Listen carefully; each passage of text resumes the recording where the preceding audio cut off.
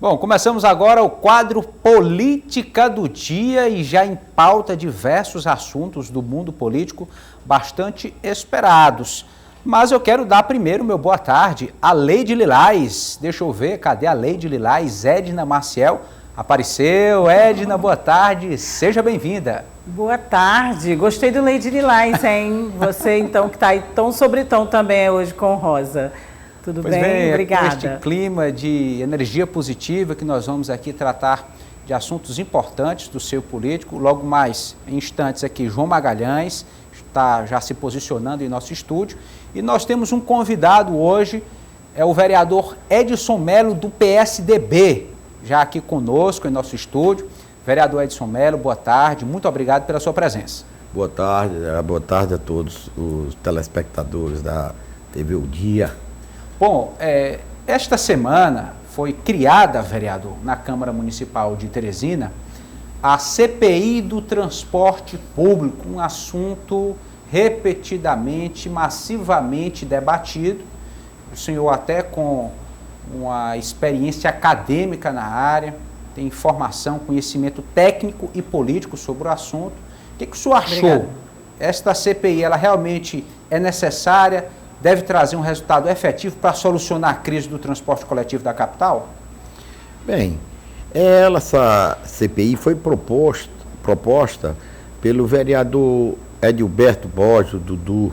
Ele propôs a CPI e com os objetivos de esclarecer determinadas situações que são postas às vezes na imprensa ou às vezes pela própria população, pela classe política, com relação ao contrato de concessão do transporte público por ônibus em Teresina, que, diga-se de passagem, foi um contrato que foi celebrado há uns 5, 6 anos atrás e foi contrato a partir de uma licitação. De uma licitação bem estudada, aprovada pela Câmara, bem acompanhada pelo Ministério Público e os meios jurídicos. Então, aconteceu e, de certa forma, o fato gerador, certo, é com relação ao funcionamento do transporte coletivo em nossa cidade, que, diga-se de passagem, apresenta muitas falhas, muitos erros, não só no momento, mas já de algum tempo. Mesmo na gestão do ex-prefeito Firmino, certo? Ele estava em implantação o Sistema Integra. O Sistema Integra é um sistema que veio no intuito de racionalizar mais o transporte, criando vias troncais, vias alimentadoras, vias interterminais, e esse sistema não tinha ainda sua conclusão com relação à implantação, ele não estava ainda concluído. Apresentava algumas falhas, essas falhas já identificadas pela gestão anterior estavam vindo a ser corrigidas, mas logo com esse funcionamento veio a pandemia, já tirou mais passageiro do sistema, já criou uma condição desfavorável. E a gente tem consciência disso, que o sistema de transporte de Teresina tinha que sofrer um impacto, tinha que apresentar soluções, e essa solução foi proposta pelo atual prefeito, doutor Pessoa, que durante a sua campanha pregava que com 100 dias ia consertar, pelo menos dar uma arrumada no sistema de transporte. E nós acreditávamos que sim. Inclusive, chegamos até a conversar com algumas pessoas da atual gestão, apresentando algumas sugestões nossas, pessoais, para melhorar o transporte. Mas o que a gente se deparou foi com um conflito entre empresários e trabalhadores do sistema, que fez isso aí paralisar o sistema. Paralisou praticamente total. Hoje em dia, não, o sistema de transporte público por ônibus não funciona. E nós achamos que mais importante ainda do que a CPI é que se sente numa mesa, se negocie e que o sistema volte a funcionar para a população não ficar sofrendo como está. Eu não sei nem como a população está se virando. É de a pé, é de bicicleta, é de moto, nessa carona amiga, até de Uber. E eu sei que quem sofre mais é a população. E não ganha ninguém com isso. Tá? Os empresários estão perdendo, os trabalhadores do sistema estão com seus salários atrasados, podendo até vir a ser demitidos. Né? Então, o prefeito perde politicamente, nós vereadores às vezes somos cobrados e podemos até ser taxados de omisso, porque nós não estamos entrando na linha de frente. Então, o sistema realmente está um caos. E o que eu acho que a população quer é que o ônibus volte a funcionar amanhã. Não é daqui a 90 dias, a 120 dias, quando terminar a CPI. Então, é isso aí a minha ressalva. Nós queremos uma solução. Não adianta se discutir TPI, está tendo irregularidade nisso, houve irregularidade nisso. Se houve irregularidade, corrige-se. Se tiver alguma ilicitude, que os culpados sejam penalizados. Tá? Mas o que a população quer é o ônibus para se deslocar da casa para o trabalho, do trabalho para casa. É um direito realmente até resguardado pela Constituição, diz respeito à nossa liberdade de ir e de vir. Eu quero dar aqui boa tarde, não sei se já posso, ao João Magalhães, pode ser, Rafael?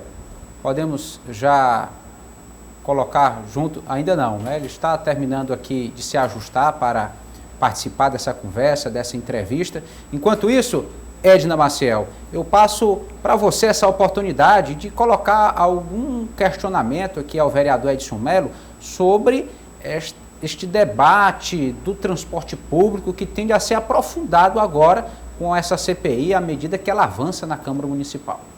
Vereador Edson Mello, boa tarde. Boa tarde. Mais uma vez, boa tarde a todos. Bem, o senhor, como o Eliese citou, e a gente acompanha aí na vereança durante muitos anos, já acompanha esse problema também há muitos anos, e o senhor disse que vocês colocaram algumas propostas, né, para que o transporte público tivesse alguma resolução, algum avanço, como o prefeito prometeu, nesses 100 dias. O senhor podia colocar para a gente quais foram esses pontos e essas propostas e, ao mesmo tempo, o que o senhor acha que é o ponto fundamental para se resolver esse problema tão antigo do transporte? Se sim, a municipalização, licitação. Poderia, então, responder esses dois pontos para a gente? Primeiro, a nossa proposta foi muito simples, que volte a funcionar. Principalmente, hoje, são feitas paradas de ônibus, os terminais de ônibus, nos corredores das principais avenidas de Teresina, em que possibilita que o transporte flua rapidamente. Então, a primeira coisa que se deve colocar é que se tratasse de, pelo menos nos corredores, tá? Nos grandes avenidas, que as linhas, chamadas linhas troncais, que eles sejam postas imediatamente os ônibus. A deficiência principal não era nas linhas troncais, eram nas linhas alimentadoras, as linhas que levam o passageiro lá da sua casa ao terminal, ou à linha troncal, que a passagem é única. Então, se fosse arrumando as linhas alimentadoras aos poucos, mas que voltasse a funcionar as linhas troncais. E o outro detalhe que a gente tem que ver com relação ao sistema de transporte, ele foi muito afetado pela pandemia, porque não existe o sistema de transporte sem existir o passageiro. À medida que reduz o número de passageiros, a qualidade do serviço cai e a tarifa tende a aumentar, porque o ônibus tem sido ofertado. Se não tiver passageiro, empresário não vai trabalhar no prejuízo. Empresário visa lucro. Cabe ao poder concedente à prefeitura regular esse lucro. Tá? E se for o caso, para manter uma tarifa mais baixa, como é o desejo da população carente da nossa cidade, que usa ônibus, que ele quer uma tarifa mais baixa, aí se estuda a possibilidade do subsídio da prefeitura para que a tarifa não seja exorbitante. Tá? Exorbitante que não tenha, o passageiro não tem condição. Então, essa proposta inicial seria isso. Mas aí houve uma queda de braço entre a prefeitura, empresários, e nesse meio aí tá os trabalhadores do setor, motoristas e cobradores. Os pagamentos começaram a se atrasar, hoje tem um conflito trabalhista, e aí não houve um entendimento entre esses três segmentos: prefeitura, poder concedente, empresário que tem a concessão e a classe trabalhadora. E com isso, quem sobra? A população, de uma maneira geral, a população mais pobre. Então, CPI, nós não temos poder de fazer essas negociações, de chegar a um determinado valor de subsídio que seja, a tarifa, nós não temos influência na tarifa. Tá? Então, isso cabe à prefeitura chamar para uma mesa. Agora, você colocou bem, esse empresariado, esse setor não funciona, vamos cancelar os contratos. Não é dessa forma. Cancelamento de um contrato, se tiver um embate jurídico, vai passar um ano no mínimo. Um ano para cancelar o contrato. Enquanto isso, a população fica sem ônibus. Aí depois, fazer nova licitação, outro ano. Aí terminou a administração, né, e a população fica sem o ônibus. E se voltar o ônibus? Se voltar, não tem mais nem passageiro. Ontem eu fui cortar meu cabelo, que me resta de cabelo aqui, entendeu? E cheguei lá para o meu barbeiro e perguntei, você mora no Porto Alegre, trabalha aqui no centro. Você está vindo de quê? Aí ele virou e disse, rapaz, eu encontrei uma carona amiga, descobri um casal que vem de carro lá do Porto Alegre e trabalha aqui no centro de Teresina. E ele mora bem pertinho da minha casa. Eu estou dando, toda vez que eu venho e volto para o trabalho, eu dou R$10 por dia para ele. Ele vem de carro, eu venho de carona com ele, me deixa na porta do meu trabalho e na volta me pega de volta na porta e me leva. Se o ônibus voltar, eu não vou mais usar o ônibus. Então o passageiro vai fugir do transporte coletivo, o passageiro vai haver aí uma transferência modal de transporte. O que é? Aquele passageiro que usava o ônibus, ele vai se virar de outras formas. Eu sei que às vezes tem muito prejuízo, porque às vezes um mototáxi é caro já demais, o Uber também, mas já está tendo até um Uber coletivo. Tá? Então, nós temos que agir com responsabilidade. Não adianta fazer CPI para fazer discurso, fazer demagogia. Não, que isso aí, a CPI vai terminar se vulgarizando. Porque no meu tempo, antigamente, quando a gente falava em CPI, a gente tinha até o medo, é um negócio, Comissão Parlamentar de Inquérito. Se fazia CPI quando? Se fazia CPI quando tinha-se um caso denunciado com evidência de ilicitude, de escândalo, tá? Aí se fazia para apurar aquilo. Mas hoje em dia se abre CPI para qualquer coisa, tá? Até a nível nacional, não sei, para descobrir as possíveis omissões do presidente da República. Estou fugindo aqui do assunto, mas acontece isso. Será que vão achar, né, vereador? Hein? É para exemplificar. Exemplificar, exatamente. Então vai criar a CPI aqui. Para quê? Será para fazer discurso? Por isso mesmo eu não participei.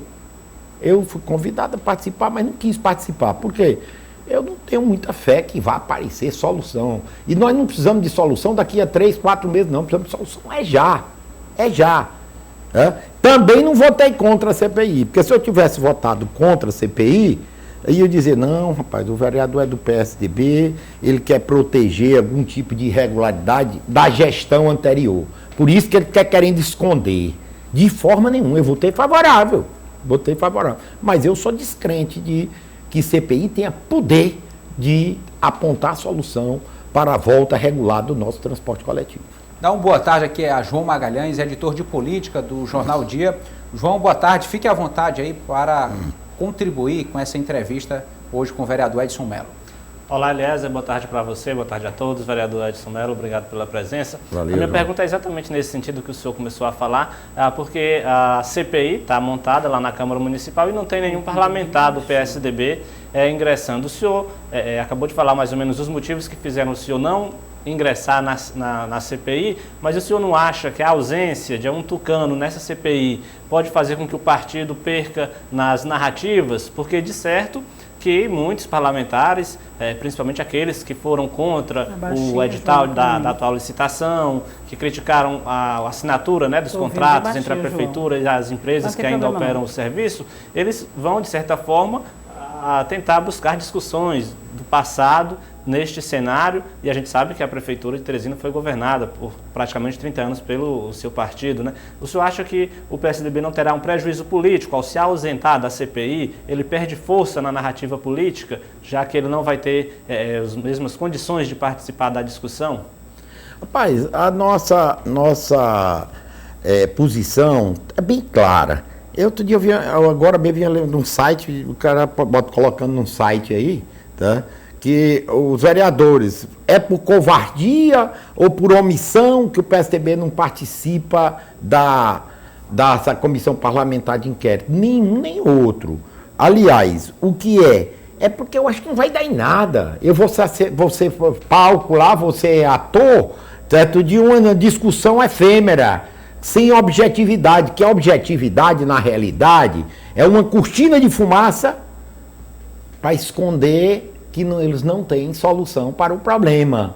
Certo? Então vamos ficar batendo boca aqui com o CPI. Aí você me pergunta, não, vamos romper contrato. Eu quero ver romper, a justiça examina o caso. Tá? Não, vamos fazer outra licitação. Vamos trazer ônibus, ou empresas novas que essas empresas não atendem. Eu vou fazer uma revelação aqui que eu nunca fiz. Não sei por que vou fazer agora, não sei nem porque o Firmino morreu, não. É porque eu acho que cabe colocar. Primeira mão aqui na Aldia TV. Cabe aqui a colocação. Quando houve essa licitação de transporte coletivo aqui, que as empresas daqui estavam tudo temerosas de perder, o prefeito Firmino saiu daqui para Fortaleza, para Recife, teve contatos com vários sindicatos de empresas de outras capitais brasileiras, convidando, estimulando para virem participar da concorrência. Sabe o que aconteceu? Nenhuma topou. Quando examinava a planilha aqui, problema, disse, não, aqui não dá pra gente não, né? Já está daqui para ir para Teresina. Tá? Não dá certo não. Aliás, hoje também, não é defendendo empresário não, é falando da realidade. Tá? É da realidade. Hoje, investimento em transporte coletivo, para o empresário investir em transporte coletivo, é um investimento de alto risco. Ele está colocando o ônibus dele na rua, o investimento dele na rua, a escada ser incendiado.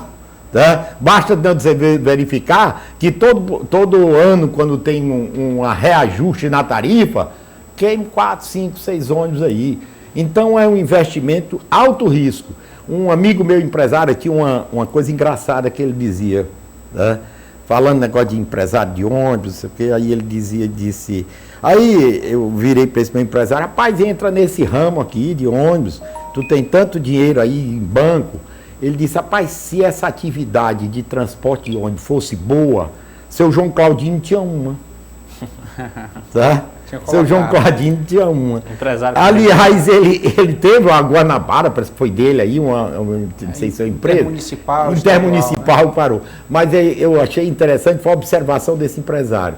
Se empresa de transporte por ônibus fosse um investimento interessante, seu João Claudino tinha um. Ele disse isso faz anos atrás, coisa de 5, 6 anos atrás. Agora, vereador, pelo cenário que o senhor coloca, a gente fica até pensando que não há muita solução para o transporte público aqui de Teresina, e hoje a gente sabe, principalmente, não tem como não falar do passado, né, já que é o que a gente passa por hoje, sem dúvida nenhuma, a influência do que ocorreu nos últimos anos de gestão aqui na capital. O senhor não acha que foi um erro estratégico da prefeitura, de certa forma, tratar o transporte público coletivo como se apenas o ônibus coletivo fosse o principal modal, né? Porque a gente sabe que em outras capitais há vários outros modais, como a questão do metrô, a questão dos próprios rios, né? Que muitos especialistas dizem que Teresina tem uma vocação também para o transporte pelos rios. Enfim, o senhor não acha que a prefeitura, ao longo desses últimos anos, cometeu um equívoco ao concentrar toda a mobilidade praticamente no ônibus coletivo? Olha, realmente existe uma diferença. Hoje o investimento público e tanto o privado com relação ao ônibus é o menor. O investimento em metrô é um investimento elevado. E linhas de financiamento hoje no Brasil, para essa situação do financiamento, principalmente a partir do governo federal, são bastante limitados. Hoje nós temos um sistema de metrô que foi feito, todo mundo acha bonito, interessante, que é chamado pré-metrô, né? Não é o metrô, sim. Foi feito pelo Dr. Alberto Silva na década de 80, tá? Esse pré-metrô, ele transporta, sabe quando na época, os últimos dados que eu tinha, que transporte coletivo transportava por mês em torno de 300 a 400 mil passageiros mês, passagem, dia, aliás, 300 mil dia, venda de volta lá, 300 mil.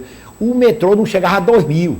Sim. O metrô de Teresina nunca transportava 1% do que o sistema de ônibus transportava. Qual o investimento que foi feito no metrô? Um metrô desse estava para comprar 400, 500 ônibus, zero, que é o que tem isso. Então, é um investimento alto. Então, o prefeito Firmino, não foi nem ele, foi na gestão anterior, resolveu criar esse sistema, esse sistema foi estudado durante uns 5 anos por um grupo de fora, onde tinha dado certo na maioria das cidades do porte de Teresina, que era o sistema Integra para levar as linhas troncais e as alimentadoras. Sim. Só que esse sistema estava em adaptação, não estava funcionando bem. Você acredita nesse sistema? Eu acredito que ele deve ser melhorado, e pode ser melhorado, ia ser melhorado. Tá? Então, mas aí o novo prefeito entrou com outras ideias, e aliás com a ideia que eu contesto, que é a ideia da municipalização. Isso hoje não existe mais em lugar nenhum. O poder público ser dono de ônibus, de empresa de ônibus, certo? Não existe. O poder público, prefeitura, estado, governo federal, é um mau gerente. O custo é muito mais elevado. O que se tem que fazer hoje, até para ter carro próprio, hoje a prefeitura de Teresina não compensa, o melhor é ter locação.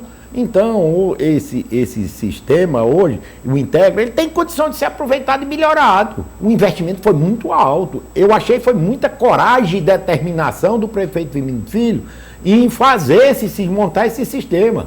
Eu mesmo ficava meio preocupado, conhecedor da Firmino. Aí ele visitou várias capitais brasileiras, visitou capitais no exterior, acho que é Bogotá, várias cidades, capitais de países sul-americanos, que o sistema funcionava. Ele disse, por que não pode? Aliás, o sistema é parecido com o de Curitiba. Claro que Curitiba é uma cidade totalmente diferente, uma cidade planejada, cidade muito mais rica do que Teresina. Lá funciona perfeito, o sistema lá é o Integra de Curitiba. Então daqui, provavelmente, jamais funcionaria tão bem quanto o de Curitiba, mas poderia vir a funcionar. A Edna está em um outro estúdio que é diferente desse que nós estamos aqui, para evitar aglomeração, um cuidado com a segurança sanitária. Nós estamos aqui com distanciamento social. Edna, você teria alguma pergunta, alguma colocação sobre esse tema do transporte aqui ao vereador? Sim, o vereador coloca que a CPI praticamente, o que ele quer dizer que não concorda com a CPI, vai levar muito tempo a discussão, também criticou aí a municipalização, e o senhor pontua que o Integra tem condições de melhorar. Na prática, vereador, qual seria essa melhoria? Nós estamos num momento, como o senhor também colocou, de pandemia, né? Então é um momento em que a gente pensa muito todas as questões nos levam à pandemia. Então, na prática, se não, a CPI não funciona, então, para sentar à mesa e conversar e tratar, qual seria o primeiro passo para que o Integra realmente funcionasse, já que até agora a gente está vendo como é que ele está? Olha, os empresários reclamam que durante este último ano de pandemia tiveram um prejuízo muito grande. Dizem lá no contrato que nessa situação a prefeitura ficou devendo porque ficou o ônibus funcionando sem passageiro. Eles têm a contabilidade, é isso que a CPI vai ver. Mas eu não vejo como a CPI, certo, propor e ter poder até, não é só propor não, ter poder de fazer as modificações necessárias. Primeiro fazer o ônibus funcionar. A gente primeiro, antes de ir atrás de primar pela qualidade e eficiência do sistema, primeiro vamos botar os ônibus na rua, tá? Vamos botar funcionando adequadamente e botar dentro de uma ordem de serviço que seja cumprida pelas empresas. Está faltando uma sentada de mesa e um acordo. Existe má vontade, existe má vontade e desconfiança. A prefeitura não confia nos empresários, a prefeitura não lá. Os operadores lá, que eu digo, os trabalhadores do sistema não confiam nos empresários porque estão devendo meses de salários atrasados. Então está faltando alguma pessoa, alguma instituição com credibilidade que diz, bora celebrar o acordo, vamos cumprir. Houve já na Câmara Municipal, nós vimos lá uma exposição longa, eu até participei das primeiras audiências públicas que eu participo do início ao fim. Foi essa do sistema de transporte. Passaram bem 3 horas lá discutindo, saíram com a pauta lá tudo acertado de voltar a funcionar lá na outra semana. Só que já passaram mais de um mês, quase mais de 30 dias dessa audiência pública e nada foi feito. O acordo foi desmanchado. Na época eu até elogiei lá a posição da prefeitura. O vereador líder do prefeito, Renato Pegé, ligava lá para o secretário de Finanças e disse, não, está acertado, vamos pagar isso aqui, assim, assim, assim. Eles voltam amanhã e depois parece que o trato que foi feito lá não foi, alguém discordou, dizem que foi até, eu não sei, que eu não participei, diz que foi aí uma falta de confiança, uma falta de entendimento entre os empresários com os operadores do sistema, motoristas e cobradores, que não se entenderam, acho que queriam o pagamento logo total, imediato, então por isso não voltou a funcionar. Então tem que voltar a funcionar. E à medida que vem o passageiro restabeleça a confiança, certo? Nos horários dos ônibus, porque se não tiver frequência, a pessoa não tiver um horário determinado, a pessoa se afasta, vai atrás de outro meio de comunicação, aí o sistema tinha condição de vir a melhorar. Certo? Primeiro, etapa, botar os ônibus na rua funcionando. Depois, começar a haver uma melhoria e a gente cobrar esse acompanhamento. Aí cabe, os vereadores estão cobrando da esse trânsito lá. Cadê a ordem de serviço estão sendo cumprida? Como é? Mas eu acho que essa CPI quer verificar se o CETUT está devendo, a prefeitura está devendo o CETUT, se não está, se houve irregularidade em pagamentos. É isso que eles querem verificar. Vai adiantar alguma coisa para a melhoria do sistema isso? De forma nenhuma. Então eu ia fazer esse papel lá. Apenas vou acompanhar, nós temos pessoas vereadores bem intencionados lá dentro da comissão para poder apontar soluções e eu vou acompanhar, não sou membro, mas vou acompanhar o que vai acontecer lá. Vereador Edson Melo, do PSDB, é sempre um prazer recebê-lo aqui. Muito obrigado pela sua contribuição, pela sua participação aqui no nosso programa hoje. Um grande abraço, boa tarde. Valeu, estamos às ordens aí, vamos ver se o nosso sistema de transporte melhora. Essa é a nossa torcida. Bom, João Magalhães, Edna Maciel, vamos agora introduzir um pouco dos assuntos relacionados à política partidária, eleições estaduais, disputas proporcionais, disputas majoritárias, enfim, as articulações já estão acontecendo em um ritmo acelerado. Nós temos aqui uma fala, nós nos encontramos e conversamos hoje com o deputado federal Fábio Abreu, do PL. E o PL já tem metas, já tem planejamento para 2022. Vamos ouvir o deputado federal Fábio Abreu sobre o assunto. O PL tem sido um partido muito atrativo para quem quer ser candidato, seja deputado federal, seja a deputado estadual. Nós temos um partido muito coeso, né? Os 3 deputados estaduais, o coronel Carlos Augusto, o deputado doutor Hélio e Fábio Xavier como presidente do partido a nível estadual, tem atraído muitos nomes. Nós vamos estar já na próxima semana apresentando novas filiações importantes, principalmente da região sul do estado do Piauí.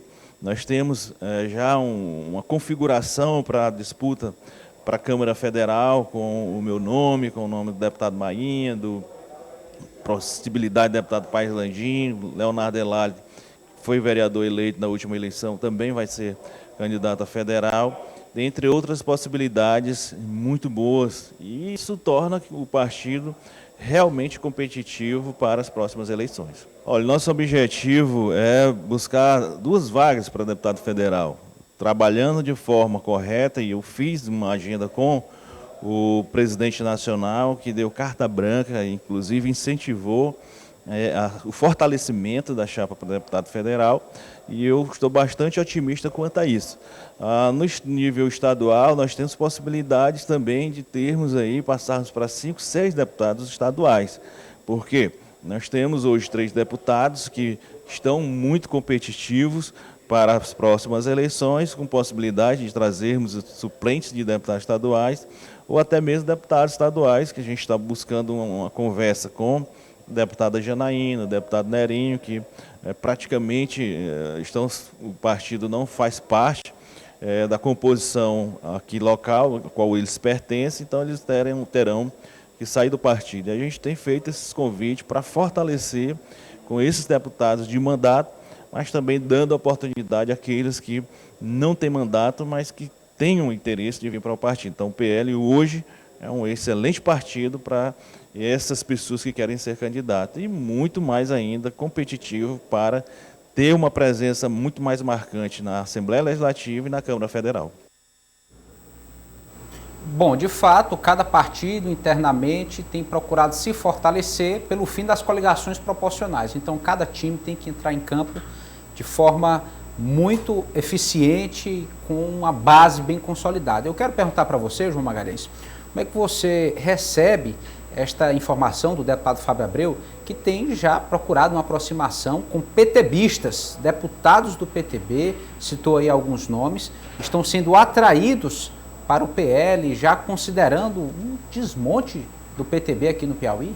Olha, o desmonte do PTB no Piauí é uma questão de tempo, né? A gente sabe que o Diretório Nacional vai proibir que o partido se alie com o PT ou com outras siglas de esquerda nos estados. Além disso, falta hoje uma articulação política que dê unidade ao PTB na disputa por cadeiras no parlamento, tanto estadual quanto no parlamento federal. Então, os deputados que estão lá, as lideranças que estão lá e que querem buscar um mandato de deputado, vão ter que procurar outro caminho, porque não há, até o momento, condições, a gente não vê condições do PTB se organizar para as eleições de 2022 até o momento. Então, sem dúvida nenhuma que, por conta disso, o PL sai na frente, tendo em vista que está se articulando já com as lideranças que tem. É bom lembrar que o PL já tem uma bancada boa na Assembleia Legislativa, tem lá o deputado Hélio, tem o deputado Coronel Carlos Augusto, assim como o deputado Fábio Xavier. Então, vai em busca não só dos deputados que também têm mandato, quanto também aquelas lideranças políticas regionais que possuem ali uma margem de 8 a 10, 15 mil votos, até porque, como não vai ser permitido a coligação entre partidos, todas as siglas vão ter que entrar o que se chama de cauda, né? A cauda no cálculo político. Então, é uma estratégia boa essa do PL, de estar indo buscar políticos insatisfeitos nos seus partidos e também aquelas lideranças que querem participar do processo eleitoral do ano que vem. Então, Edna, como é que você recebe essa estratégia anunciada pelo PL de tentar agregar nomes de diferentes regiões do Piauí, do norte, do centro, do sul, lideranças que realmente, cada uma na sua região, possam agregar? É realmente uma estratégia positiva, agregadora?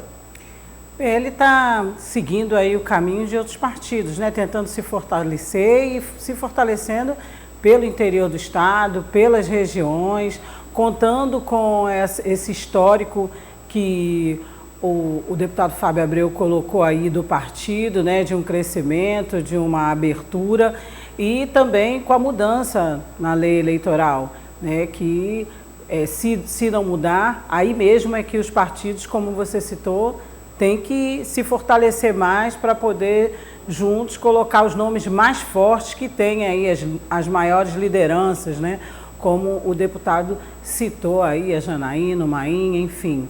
Então, eu creio que ele está fazendo a leitura correta nesse momento, né, que é um momento de fortalecimento mesmo, pensando nessa mudança eleitoral, na lei eleitoral, e pensando aí mais à frente nas eleições. E bem otimista no número, né?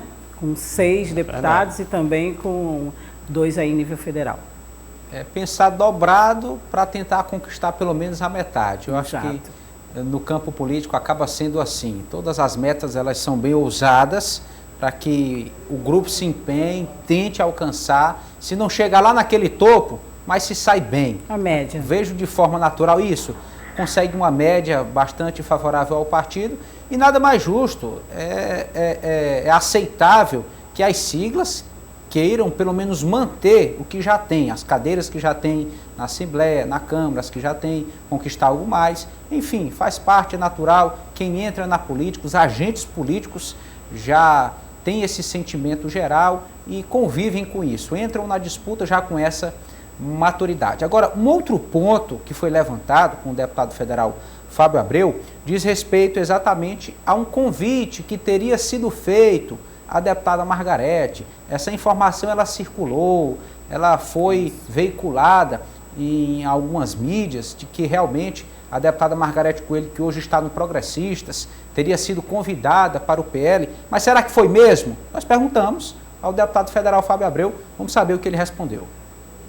Eu tenho sido bastante procurado ser coerente desde da minha primeira campanha, né? E por uma questão de coerência, por uma questão até de educação, eu não formulei esse convite, o presidente não formulou porque a deputada não declarou oficialmente que estava insatisfeita ou que iria sair ou irá sair do PP. Então, em respeito a essa história da própria deputada, que é uma excelente deputada, logicamente que nós temos interesse, né, de termos o fortalecimento dos nossos quadros, e se ela estivesse na condição declarada de que sairia do partido, nós estaríamos sim buscando esse convite. Mas como ela não o fez, nós não fizemos, estamos aguardando. E não somente a deputada Margarete, mas qualquer um outro que não esteja se sentindo bem no partido e que faça essa declaração, logicamente que nós, enquanto partido político, buscando fortalecer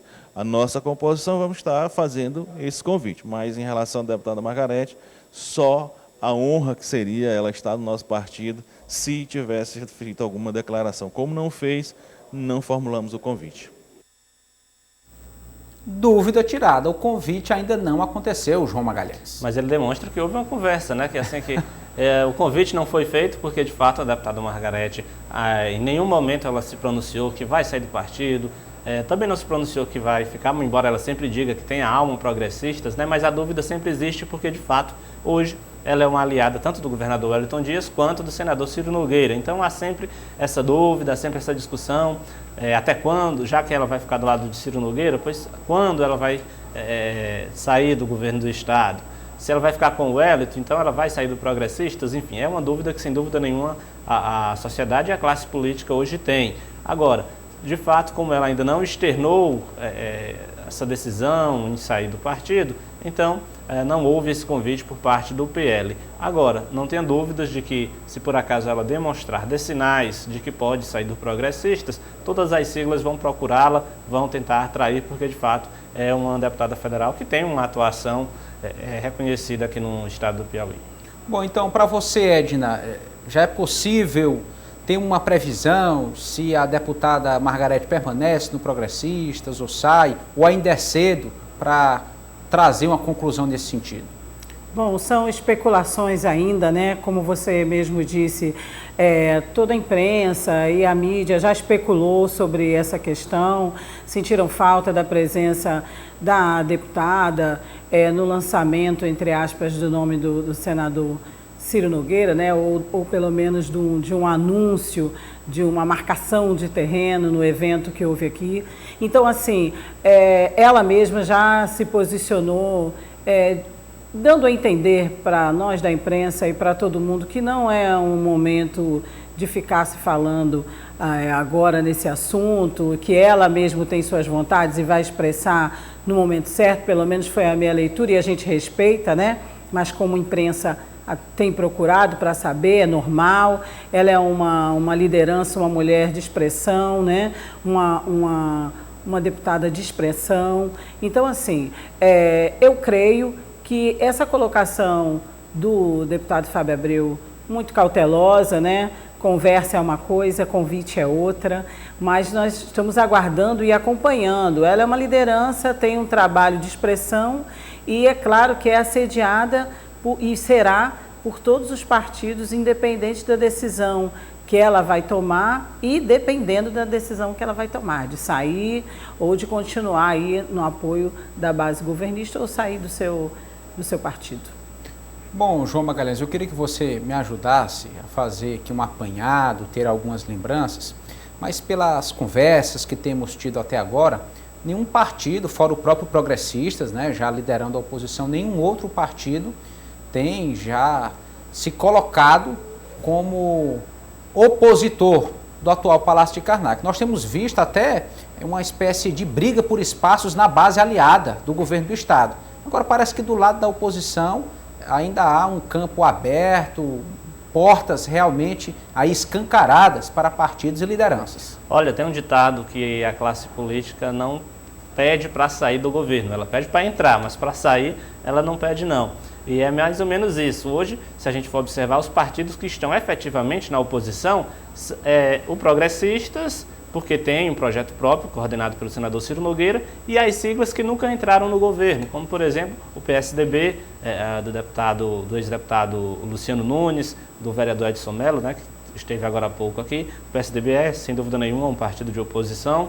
Aí você vai ter, entre outras siglas, como o DEM, que também nunca integrou o governo, por isso está lá na oposição, mas partido político mesmo, que está dentro do governo, Wellington Dias. Eles não pediram para sair e nem vão pedir tão cedo, porque se por acaso algum deles observe que na articulação vai sair ganhando indo pela oposição, ninguém vai pedir para sair do governo, faltando ainda mais de praticamente 2 anos de gestão. A gente ainda tem todo esse ano e no ano que vem, com certeza que a gente vai ter o afunilamento dessas discussões. E aí sim, pode ser que algum partido da base, por estar insatisfeito no processo de formação da chapa majoritária governista, ou porque está cedendo alguns espaços na composição, ou porque ficou insatisfeito na composição das chapas proporcionais, seja para a Assembleia Legislativa ou para a Câmara Federal, enfim. Aí sim, pode ser que a gente observe alguns partidos saindo do governo, mas nenhuma sigla vai pedir para deixar o governo, faltando tanto tempo assim para as eleições. Vamos aproveitar um pouco mais, afinal de contas, a classe política adora ficar ali na sombra, né, do poder, e aí, quando a gente estiver no ano que vem, sem dúvida nenhuma, as discussões podem ser mais intensas neste sentido. É tão verdade isso que você falou, João Magalhães, que quando o próprio Progressistas rompeu, se distanciou do governo do Estado, quem primeiro falou foi o governador Wellington Dias. Ele que se colocou e realmente divulgou, oficializou esse distanciamento, já considerando aspectos nacionais. E uma prova é que nem todo mundo do Progressistas saiu, né? Tem gente do Progressistas que está lá no governo e fica essa dúvida, se eles vão continuar na base ou vão acompanhar o partido. O certo é que se você for perguntar para eles, e a gente pergunta, eles dizem que não tem pressa nenhuma em resolver isso. Até o senador Ciro mesmo, se me permite, Elias? À vontade, Edna. Já falou sobre isso, né? Dizendo que, fazendo uma observação, que aguarda mesmo que nesse tempo em que os gestores que são do Progressistas têm para sair do governo, eles sairão e o acompanharão. Realmente, o governador Wellington Dias, com a mesma maturidade, equilíbrio e experiência de sempre, aí tratando com os aliados políticos. Meus amigos, muito obrigado pela participação de vocês. João Magalhães, uma boa tarde, até a próxima. Boa tarde, Eliezer, boa tarde a todos. Boa tarde, Edna. Boa tarde, boa tarde. Edna, nossa Lady Lilás, uma ótima tarde e até amanhã. Boa tarde, obrigada pelo Lady mais uma vez e até amanhã. Obrigada, audiência. Política do Dia.